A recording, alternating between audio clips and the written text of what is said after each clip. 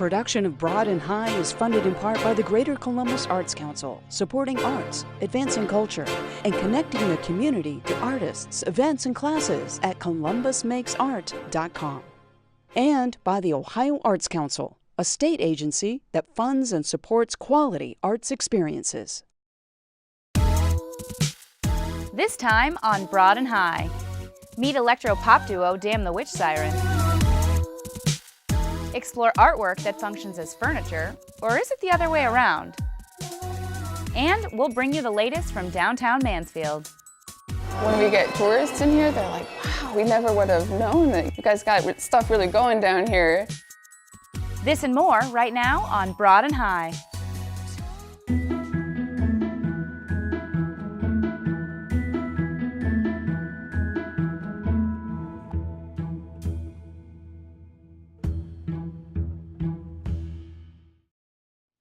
Welcome to Broad and High. I'm your host, Kate Manicky. Damn the Witch Siren hit the Columbus music scene back in 2013 with their electronic sounds that are reminiscent of 80s pop and 90s trip-hop. They recently stopped by our studio to talk to us about their unique style and share one of their latest music videos. I'm Bobby Kitten, and I am singer, songwriter, musician, guitarist, synth player, drum pad player. I'm Z Wolf. I take the trash out. We're still pretty new at doing what we're doing, I guess, but it's all been predominantly electronic at this point, I guess.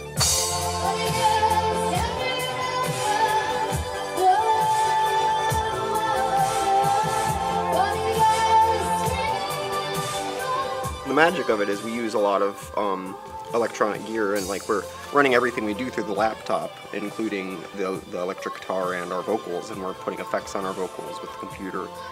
And it's a very big sprawling spider web of a mess around us. I think also there's kind of a stigma with what we do. Especially when we first started out and we were kind of learning how we were going to do all this, I think a lot of people kind of perceived us as like a karaoke band, sort of, and that hurt a bit. There are a lot of people that don't embrace the kind of thing that we're doing, I think. Because they don't deem it as being as musical, but I think that kind of mentality is really stale. Now people are like wanting something fresh and new and find new ways to make music and new sounds that you've never heard before that inspire you. And that's what digital music is really cool, is you can take like, I love this example because we took a sample of our cat sneezing and we turned it into a snare drum. But you know, it's just kind of fun. Like you've never heard that snare drum before because we made it from our cats.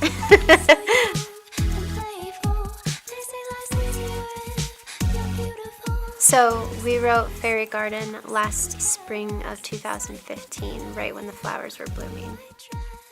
You know when you're younger and your parents tell you, well, we'll wait until you get out into the real world and you'll see what like real life is about. And I always hated that as a kid because I still don't believe in that real world, and my parents are still telling me about it. We shot it in the bathtub with a budget of $0. Yeah, we did. I just want to be in a bed of flowers all day long, right? Who doesn't want to be? Like, that's what I want.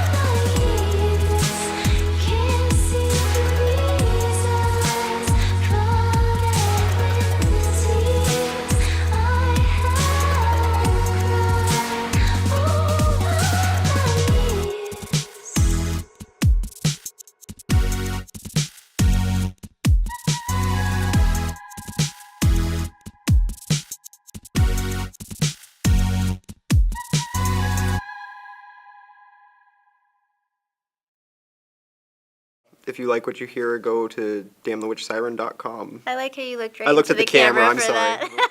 Let's do that again. Will you please zoom in on his face I'll when be he like, says that? Do it.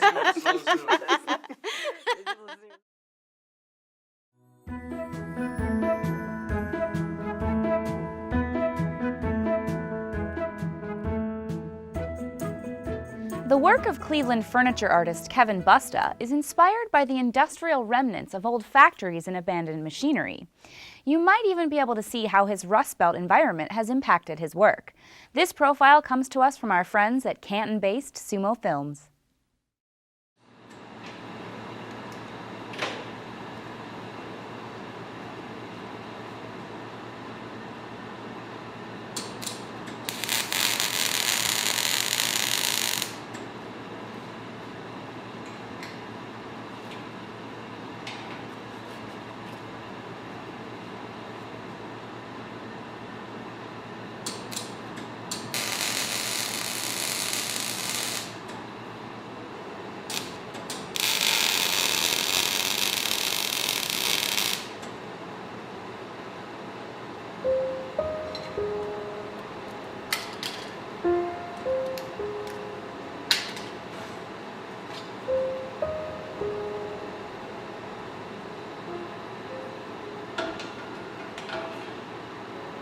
I bought a welder at the Lincoln Electric plant when I was like 15 years old, just getting into sculpture.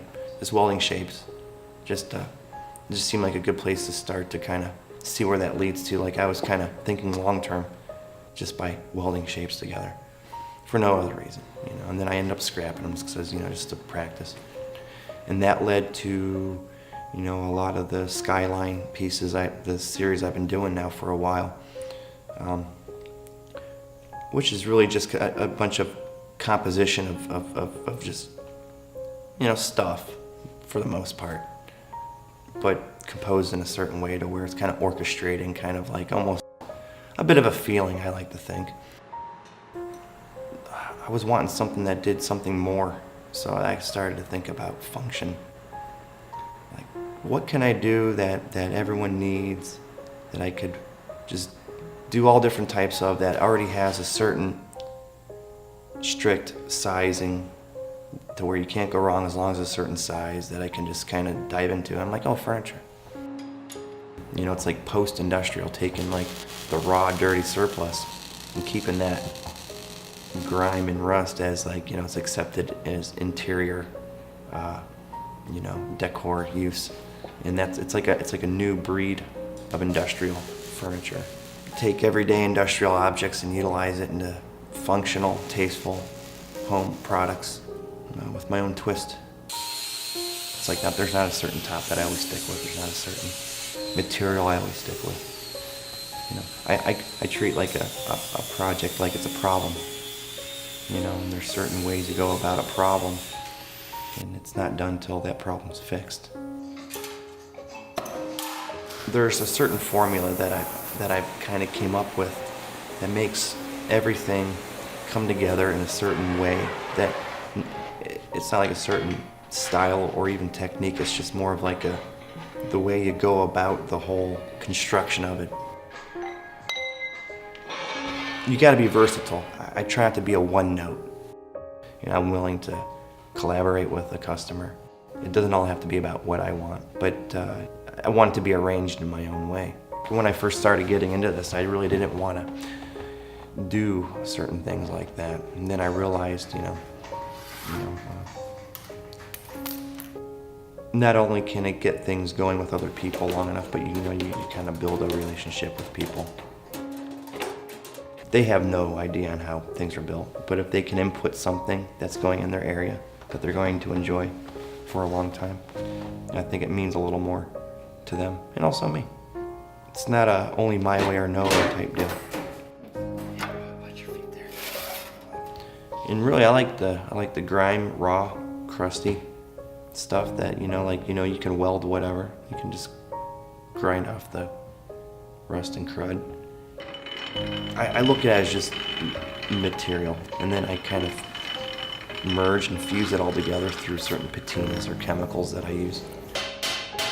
And living in Cleveland really helps out the whole way that I can even further it and develop it just by the surplus machinery places, even avenues, outlets, or even interior designers are all getting more hip to this kind of look. And what better place to get it? And my whole vision really is just to keep it simple. You can do some eye-popping stuff while keeping things simple and clean line. I like things utilitarian. That's kind of the key word I like to think. So every line, every shape, to have some sense in the whole functionality of it. Comfort, look, make things, I try to keep things as simple and to the point. It's not easy and it's not always consistent, but you kind of have to have a drive. You kind of have to want it. You gotta want something. I get a kick out of just starting from nothing and making it work by sticking with it. And over time, other people will notice.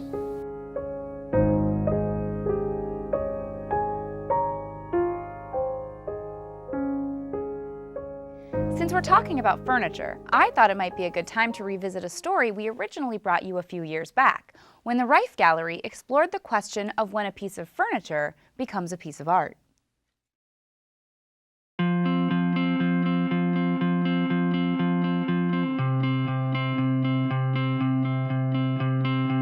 The show is really about a few things. It's about design, design as an art form, and design in the context of modern. All of these are very functional pieces of furniture. You would take them home and use them as desks and tables. But in some cases, the form, in an unexpected way, takes control.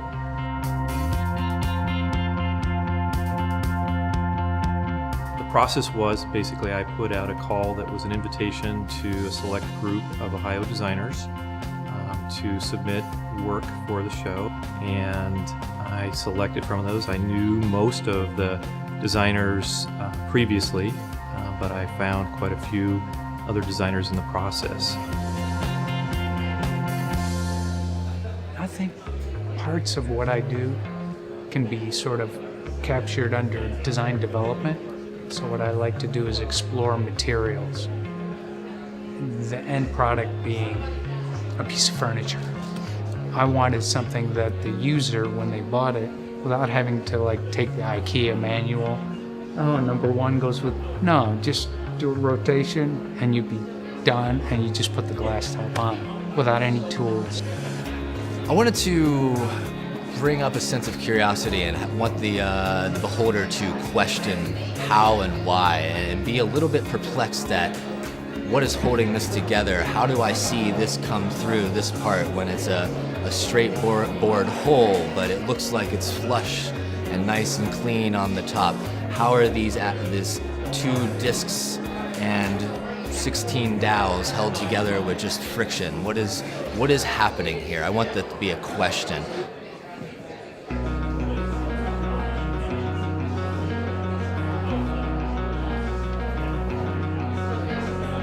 I actually thought of it when I lived in Vermont. I think it was 2002. I was heating with wood exclusively and cutting and stacking my own wood, and just spending all day stacking. One day I thought how beautiful the front face looked, and did a little sketch in a format the size of what it is today, roughly, like a face corridor. They call it a rick or a rack. And it also was the same size as a chest of drawers. And being a furniture maker, or at that point I wasn't even full-fledged, it just went down into the notebook. And then it took about 9 years before I actually made the first one, because I owed a friend a wedding gift, and she had a very good friend who had made me a quilt, and it seemed like a good payback sort of time to realize a piece. Form and function should work together and both aid in the propagation of one another within an object. Something can't be entirely functional, or we have no desire, there's no art in it, there's no interest, it's not emotional.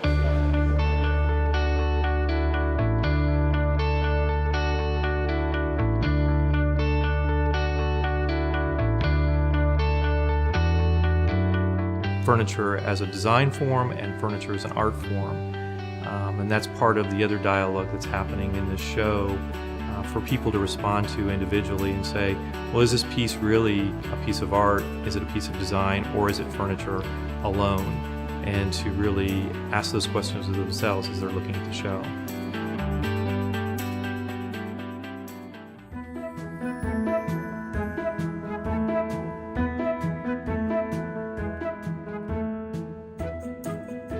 Now, we're going to take you up to Mansfield for a story about rebirth and renewal.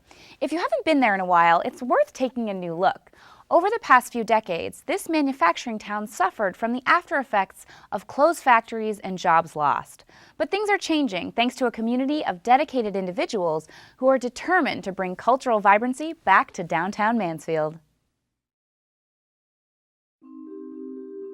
I left after high school for college at OU, and then I went out east. I spent a couple years in DC, 5 in Boston, and I guess you would say a New York minute in New York. So our generation got hit pretty hard with the economic slump. I did, and moved home. And at the time, it seemed like a horrible failure. I didn't expect there to be anything much for me here. I was certain there wouldn't be much for me here. But when I moved home, there was this family waiting for me. I mean, there was my actual family, but then there was this community that I was a part of. And when I started working at the bookstore, I was really a part of it. This is Main Street Books, and I'm the manager, publicist, and marketer, and janitor, everything else. My husband and I run the store. It's a small independent bookstore. Our philosophy is basically that we can't compete with the big guys, so we don't try. We get the small presses, the new authors. We curate our selection very carefully. So there's a whole bunch of us that moved home, you know, from far away, and we all kind of brought what we wanted, what we expected in a community, and we brought that home. And what I wanted was readings and writing groups and author visits and poetry readings, open mics. So I just scheduled it and told people to come, and they did. It was great. I moved from Washington here to Mansfield because of cheap houses. I like smaller towns, and I felt that this was, once I came here, there was a lot of opportunities. And then, of course, by accident, then found the museum 18 years ago, and that changed everything. Mansfield in my childhood had so many cool places still downtown. Then as I got into college, it really ran down, and it was pretty depressing down here. So moved away for a while, but yeah, this is home.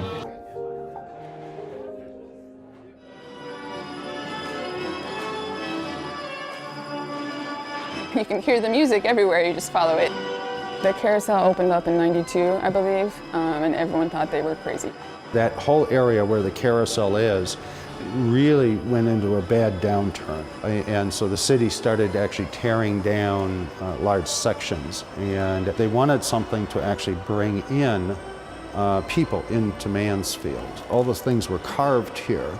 The downtown Carousel district, once everybody realized the excitement for it, there's a lot of other businesses around us, and there's more hopefully coming in. Things are starting to happen downtown for us, so we're excited about that. We're happy to be a part of that.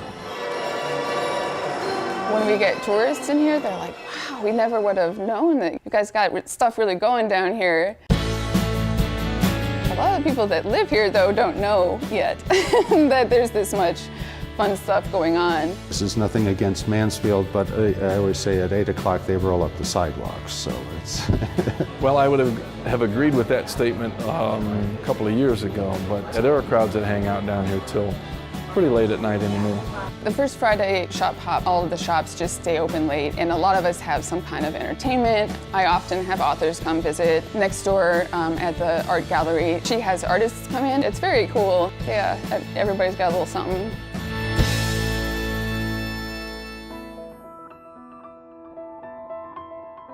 This place became a mortuary in 1914. The reason that the mortuary shut down in the 30s was because the son of the owner committed suicide in the place. I knew there was something in mythology that rose up out of the ashes.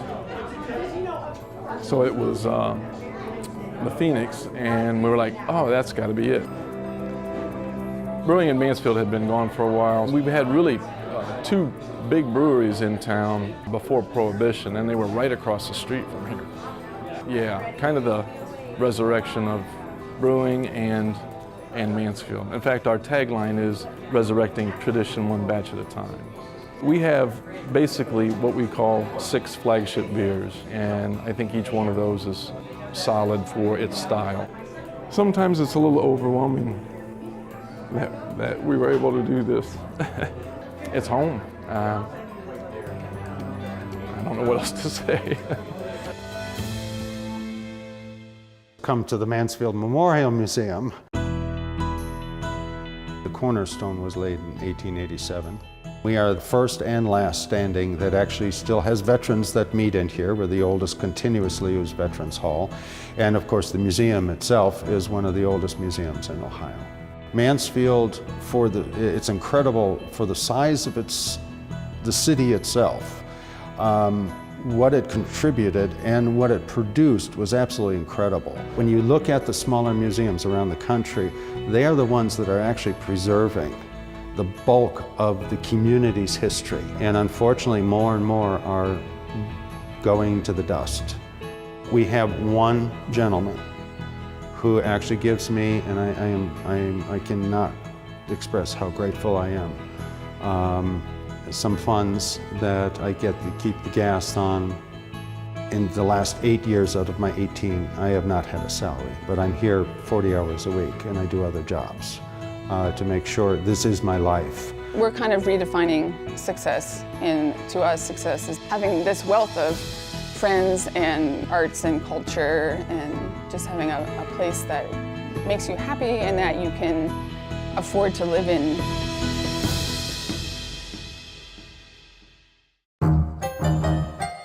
ColumbusMakesArt.com is Central Ohio's most comprehensive source for arts and cultural events.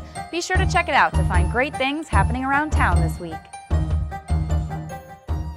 That's our show. We're taking you out today with more sounds from the Columbus indie pop duo Damn the Witch Siren. Thanks for watching. We'll see you back here next week on Broad and High.